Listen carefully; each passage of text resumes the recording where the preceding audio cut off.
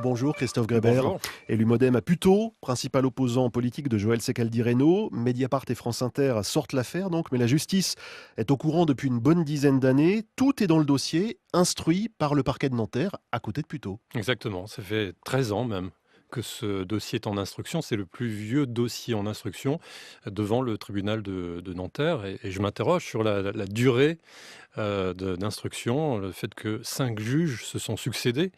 Alors peut-être qu'on comprend mieux les choses si on prend en compte le fait que Joël Secaldi-Reynaud n'est pas seulement le maire de Puteaux, mais qu'elle est aussi la suppléante de Nicolas Sarkozy sur la circonscription qui est celle de Puteaux-Neuilly. On comprend peut-être que les choses n'ont pas été très vite. Moi, je trouve cette interview-là qui a précédé du journaliste de Mediapart, c'est rocambolesque, c'est aussi écœurant. Voilà, il y a des millions et des millions d'euros qui se baladent dans des valises, des kilos et des kilos d'or. Ça veut dire qu'en 13 ans d'instruction, est-ce qu'une fois Joël Secaldi-Reynaud a été entendu de manière un peu coercitive ou jamais? Selon les journalistes, oui, elle a été entendue en tant que simple témoin assisté, c'est-à-dire assisté de son avocat, mais jamais il n'y a eu de mise en examen du maire de Puteaux. Son père, l'ancien maire, lui, est mis en examen depuis des années et des années. Cela n'avance pas.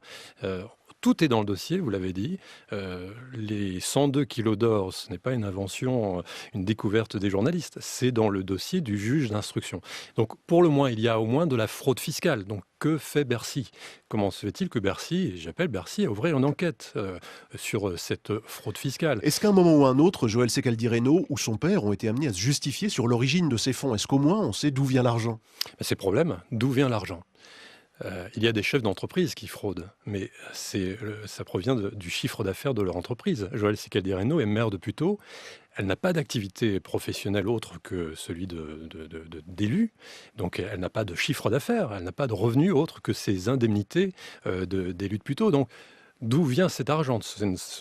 Elle dit que c'est l'héritage de sa grand-mère qui était institutrice en Corse. Donc comment une institutrice corse dans les années 40, 50, 60 pouvait mettre de côté 3 millions d'euros sur un compte en Suisse, transféré ensuite au Luxembourg ou via les Vierges britanniques. Enfin, c'est complètement incohérent. Donc d'où vient cet argent? C'est la question suivante après la fraude fiscale.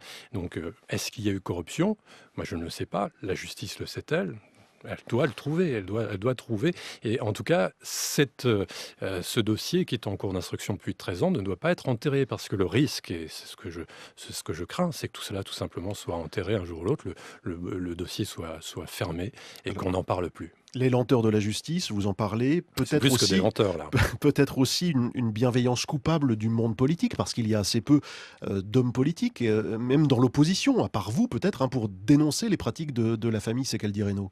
Peut-être que c'est général, c'est pas seulement lié à Puteaux, il y a peut-être plein d'autres situations du même type. On a parlé souvent de Levallois hein, et de la famille Balkany. Aujourd'hui, c'est Pas la très loin famille d'ailleurs. Secaldi-Reynaud. C'est dans le même département, les Hauts-de-Seine. Il y a sans doute un problème de transparence. Voilà, à partir du moment où vous gérez de l'argent public, vous devez être complètement transparent. Et il y a sans doute de grandes réformes à faire en France sur cette thématique-là. Merci Christophe Grébert, élu MoDem de Puteaux et principal opposant politique donc de Joël Secaldi-Reynaud, d'être venu dans les studios de France Info. L'enquête sur les 102 lingots de la maire de Puteaux est donc à retrouver sur franceinter.fr et mediapart.fr.